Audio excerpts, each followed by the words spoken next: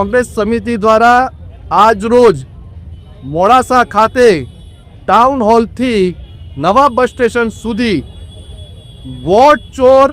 ગાદી છોડ ના નારા સાથે કોંગ્રેસના સૌ આગેવાનો, કાર્યકરો અને નગરજનો સાથે એક મશાલ રેલીનું આયોજન કર્યું છે। આ મશાલ રેલી દ્વારા એક સંદેશ આપવા માંગીએ છીએ કે જે ચૂંટણીની અંદર વોટ ચોરી કરી અને જે ભારતીય જનતા પાર્ટી દ્વારા એનો ચૂંટણી પંચનો જે દુરુપયોગ કરવામાં આવે છે એની અંદર પ્રજાજનોને ખૂબ જાગૃત કરી અને પ્રજાજનોનો સાથ લઈ અને આ એમની ચોરી પકડવા માટેનો અમારો આ એક મુખ્ય આશય છે। સાથે સાથે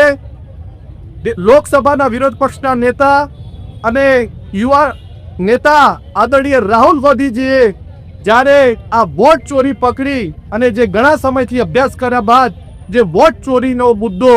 ખૂબ અગ્રેસરથી જ્યારે એમને ઉપાડ્યો છે ત્યારે દેશની જનતા પણ તેમની સાથે છે। એમાં પણ અમે અરવલ્લી જિલ્લાના સૌ આગેવાનો સાથે મળી એમની સાથે છીએ અને જે કંઈ આગામી કાર્યક્રમો કરવામાં આવશે એમાં ચોક્કસપણે અમે ધારપૂર્વક કરીશું એવો અમે સૌ અરવલ્લી જિલ્લા કોંગ્રેસના આગેવાનોએ નિર્ધાર કર્યો છે।